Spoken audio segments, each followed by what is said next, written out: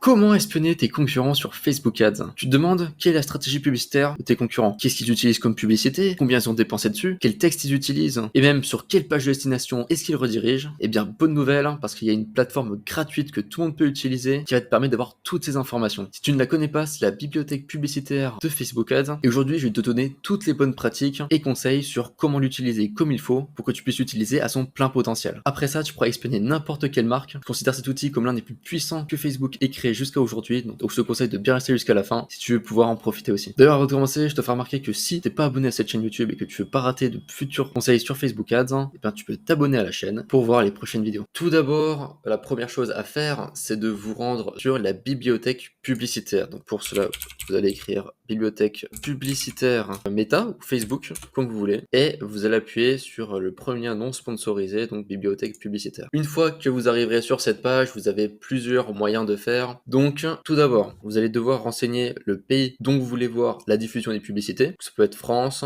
ou ailleurs. Moi, ce que je vous conseille, c'est de mettre tous, parce que même les publicités qui sont faites dans d'autres pays peuvent être intéressantes. Ensuite, la catégorie publicitaire, qu'on a soit toutes les publicités, soit enjeux social, électoral ou politique. Nous, on va vouloir prendre toutes les publicités. Et c'est à ce moment-là où c'est intéressant. En fait, soit on va pouvoir rechercher directement des marques. Donc, si vous avez déjà des noms de concurrents à vous, vous pouvez simplement écrire leur nom. Sinon, vous pouvez écrire des mots-clés. Donc, imaginons par exemple qu'on vende des compléments alimentaires et qu'on vende notamment du collagène. Par exemple, on va pouvoir écrire collagène. Et du coup, là, on va avoir des recherches qui vont être en lien avec ce mot-clé. Donc là, on peut voir qu'on nous propose pas mal de publicités. Donc vu qu'on a mis toutes les publicités et qu'on a mis tout en pays, on va se retrouver avec des publicités qui viennent d'un petit peu partout. Ce qu'on peut voir actuellement, c'est que avec des mots-clés, c'est pas forcément là où Meta est le plus pertinent. Personnellement, je l'utilise assez peu de cette façon-là. Mais la façon dont je l'utilise beaucoup plus, c'est en recherchant directement des noms de marques. Imaginons qu'on reste sur notre exemple. On va pouvoir par exemple rechercher NutriPure, donc qui est une marque qui est assez connue dans le monde des compléments alimentaires. Et là, on va pouvoir commencer à faire notre analyse. Donc tout d'abord, là, on voit que on filtre par statut active. Ça veut dire que là actuellement il n'y a affiché que les publicités qui sont actuellement en train de diffuser. Ce qui est généralement ce qui va nous intéresser, car si elles ne sont plus activées, c'est généralement qu'elles ne fonctionnent plus. Donc à présent, vous avez plusieurs choses à analyser. Tout d'abord, vous pouvez regarder la répartition des formats. Typiquement, on aura soit des images, soit des vidéos, soit des gifs, soit du motion. Donc là par exemple, on peut voir qu'il y a 4 vidéos, une image. Ici on a que des images, ici que des images, que des images, que des images, que des images, que des images. Donc on voit quand même que la marque réalise majoritairement des images pour leur publicité. Ce qui peut nous donner déjà une première indication sur le fait que, eh bien, sur ce secteur d'activité-là, potentiellement les images fonctionnent mieux que les vidéos. Ensuite, on peut s'intéresser au concept. Donc on peut regarder qu'est-ce qu'ils montrent à l'intérieur et voir justement sous quelle forme ils présentent leur publicité et comment nous on peut en tirer parti pour pouvoir répliquer justement les choses qui fonctionnent le mieux. Donc ce que je vous conseille en général, c'est de regarder les publicités qui sont les plus vieilles, car en général c'est celles qui fonctionnent le mieux parce que ce sont celles qui diffusent depuis le plus longtemps. Donc là on voit que par exemple leur plus vieille publicité actuellement, elle a été postée le 3 décembre. Donc on peut regarder comment ça a été fait. Donc là on voit que c'est une vidéo qui est très brute, sans texte, sans personne qui parle, juste une sorte de recette où on utilise les produits de la marque. Donc si on regarde plus en détail, on peut voir qu'elle a touché 469 000 personnes, sachant qu'on a un prix moyen entre 5 et 7 euros le coût des 1000 impressions. On peut se dire que la marque a à peu près payé 2500 euros juste pour diffuser cette publicité. Si généralement on met 2500 euros sur une publicité, c'est qu'elle fonctionne plutôt bien. Également, si on regarde les détails, on peut voir quel lieu il cible.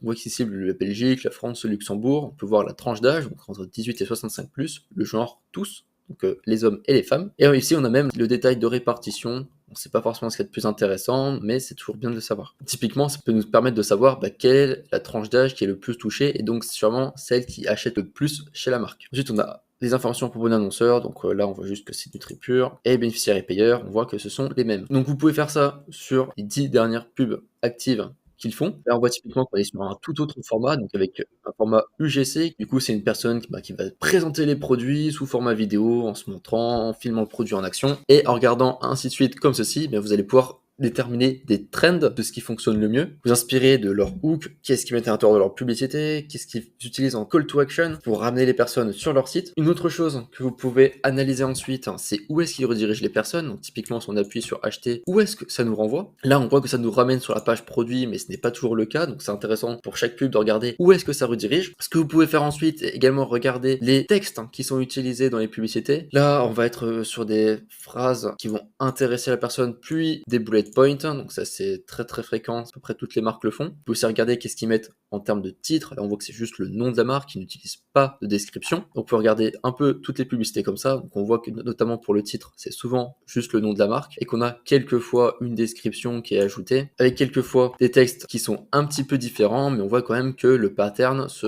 répète assez souvent. Donc le but, une fois ceci fait, c'est de pouvoir noter tout cela dans un tableau. Vous pouvez faire sur Notion ou sur Excel, avec pour chaque marque la répartition en pourcentage des formats, quel concept ils utilisent le plus, quel angle ils mettent le plus en avant dans leur publicité, et ainsi en regardant 3, 4, 5 marques concurrentes assez proches à vous, voir quelles sont les choses qui fonctionnent le mieux sur votre secteur. Comme ça va vous éviter, lorsque vous ferez des publicités, de faire directement les choses qui fonctionnent et d'éviter de perdre du temps à faire des choses qui ne fonctionnent pas. Et ainsi, avoir des résultats beaucoup plus rapidement. Maintenant, la bibliothèque publicitaire n'a plus de secret pour toi et tu vas pouvoir faire des benchmarks de tous tes concurrents et savoir exactement qu'est-ce que tu peux mettre en place pour tirer ton épingle du jeu, pour conquérir ton marché, maximiser ton chiffre d'affaires. Si cette vidéo t'a plu, n'oublie pas de la liker et je te conseille maintenant d'aller regarder cette vidéo qui pourra sans aucun doute t'aider à augmenter tes résultats sur Facebook Ads.